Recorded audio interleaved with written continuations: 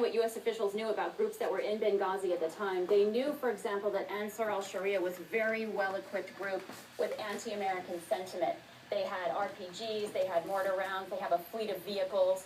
So it wouldn't necessarily be surprising that there are groups in Benghazi that had that material readily available.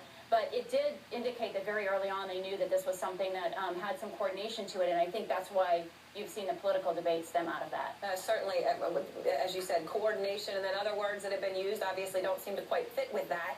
You also have been reporting today, Suzanne, on the report on an arrest of a man who was linked to the attacks in custody in Tunisia tonight. What do you know about him, and have American authorities been able to question him? They haven't been able to question him yet, Aaron, and we do know that he was arrested. He was moving through Turkey, and there was a request by the U.S. to detain him, which Turkey did, and then turned him over to the Tunisians. Now, Senator Saxby-Chambliss was talking about this a little bit earlier, and he has told us that, that he was believed to have taken part in the attack on the compound. Another really interesting part of this, too, Aaron, is that he was apparently posting details about the attack as it was happening on social media websites. Wow, so they found out about him on social media.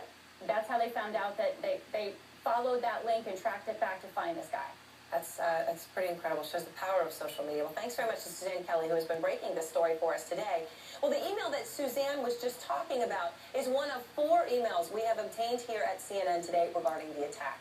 Now, as you can see, and we'll throw this up here on the screen, the recipients of these emails worked for the White House, the State Department, the Pentagon, and the FBI, and they learned Islamic militants linked to al-Qaeda were claiming credit for the attack in Bengazi just 2 hours after it began. So I want to lay out the timeline of the emails that we have. And the first one is from a government employee to about 35 other email addresses, could be individuals or groups of the administration. It was sent at about 4:05 Eastern, that's 10:05 p.m. Benghazi time, while the attack was happening, and it says SBU, which means sensitive but unclassified, an important distinction.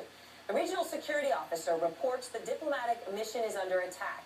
Embassy Tripoli reports approximately 20 armed people fired shots. Explosions have been heard as well.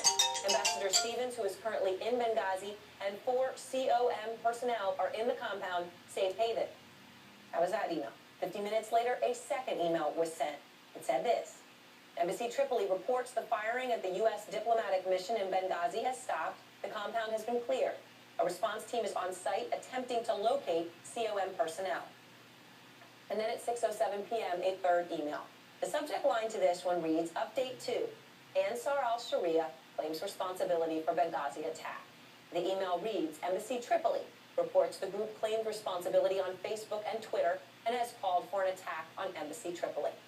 White House spokesman Jay Carney today saw those emails and described them as open source, unclassified emails about a posting on Facebook. The emails also raised new questions as to why the White House waited 8 days to formally label the attack a terrorist attack. Secretary of State Hillary Clinton says the administration holds itself accountable.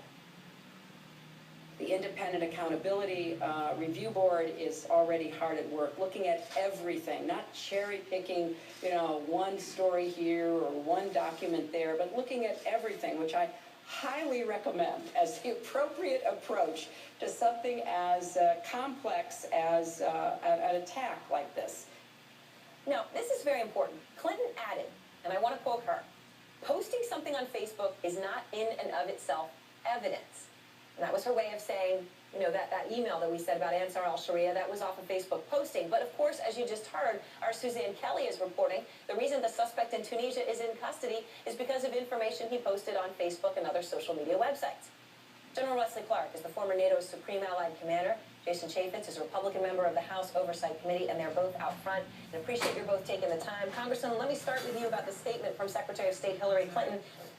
She appeared to chuckle a little bit as she talked about an independent review. She said, we're not cherry-picking. Obviously, that's become a very politicized term over the past month.